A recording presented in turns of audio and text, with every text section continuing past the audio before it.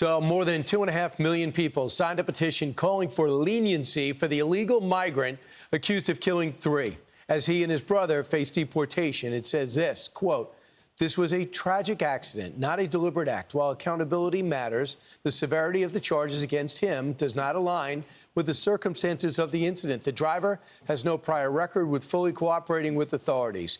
Here to react is former DHS Secretary, Executive Vice President, and Chief Strategy Officer at America First Policy Institute, Chad Wolf.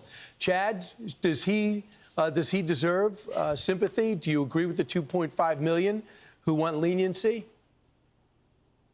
Well, I don't agree with that petition at all. No, this individual was here illegally.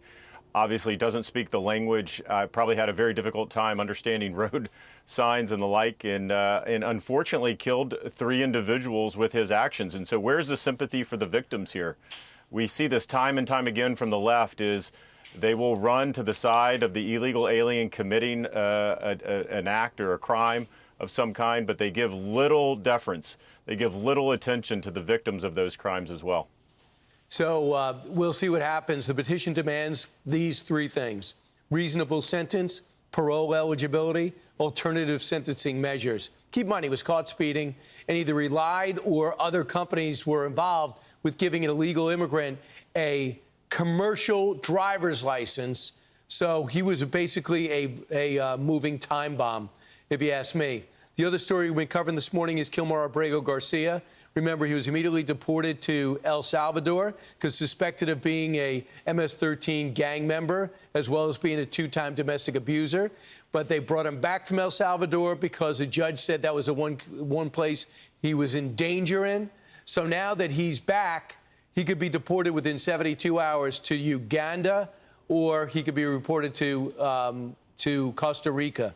Your thoughts about how it's being handled and the sympathy he's starting to drum up?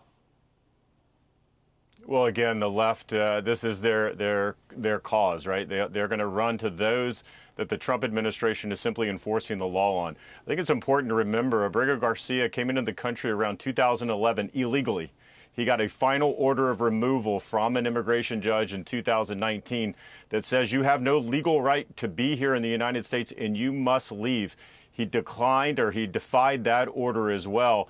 And then he got a withholding of removal that said we can send him anywhere except El Salvador. And I know the Trump administration disagrees with that. So if I'm the Trump team, obviously they're pursuing charges against him, human trafficking charges and the like. And I'm sure they want to see that through. But they also have the ability to remove him to another safe third country, Costa Rica, Uganda, or basically anywhere else in the world that we have agreements.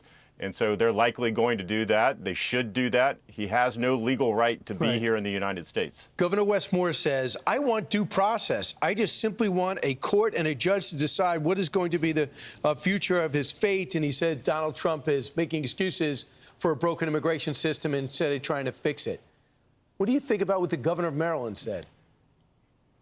Well, I think it's just wrong. We talk about due process in this case. Abrego Garcia got his due process when he saw an immigration judge in 2019. That judge, again, I'll reiterate, said you don't have a legal right to be here in the United States and you must leave. And he defied that order. So the Trump team has the ability to remove this individual. Obviously, the circumstances are a little bit more complicated now. But the ability to remove this individual is not in question. It should not be in question. And you see all these people, you see the, Democratic congressmen saying he must remain in his home, here in Maryland. That is not his home. He is not a U.S. citizen. And so he needs to be removed from the country and likely will not be returning. All right. Former acting DHS Secretary Chad Wolf, thanks so much.